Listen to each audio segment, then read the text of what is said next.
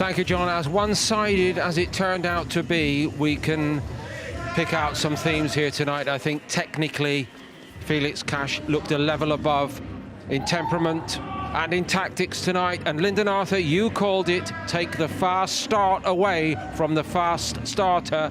Bentley never got started.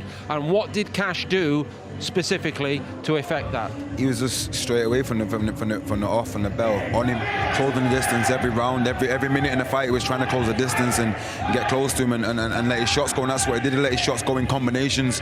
The first round he caught him, he wobbled him a little bit, but then Denzel was a bit calm and defensive. But when you're throwing 3, 4, 5 and 6 shots, like the combinations he was putting together, you can't dodge all of them. You have to move, and he's, as you see at the end, he stayed on the ropes and ended up getting caught with one, which dazed him and stood him still. He just couldn't get him off him, could he? There we go. And he did it smartly. He was smart pressure. He was coming on. He was countering inside.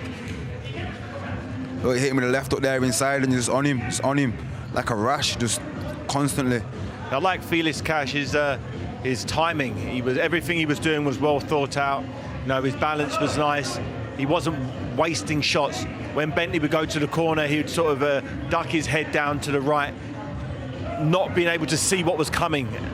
And as you can see, that this is what happens when you take your eyes off your opponent.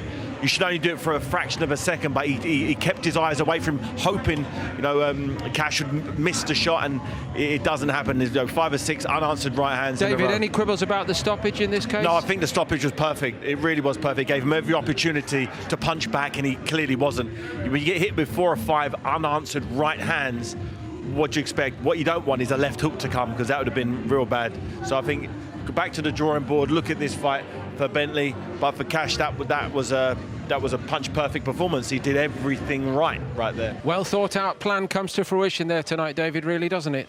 Yeah, I understand why he thought it was going to be harder than it actually was. You know, if you look at Bentley's style, people really find it difficult to get to grips with him. He's very ungainly. His defence isn't your typical defence. It's awkward.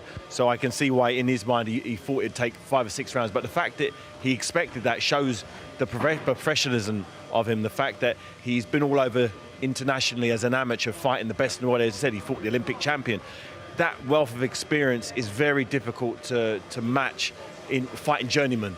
You know, he's really a world-class operator, and that showed in there tonight. The finishing school of that Team GB setup, you were involved in it. I think in his particular middleweight class at the time, it was Anthony Fowler, wasn't it? Yeah. And I believe also maybe Troy Williamson. And those are the guys he's working with every day, developing that skill set. It was very clear tonight. Yeah, and you have to understand that when you are traveling around the world boxing, he's probably met somebody like that. So subconsciously, he already knows what to do with somebody like that, which is why he's got the job done as he did in the fashion that he did, which was devastating. So it just goes to show that the amateur pedigree, it actually works, and it does mean, you know, you're a step above the people that haven't got the amateur pedigree.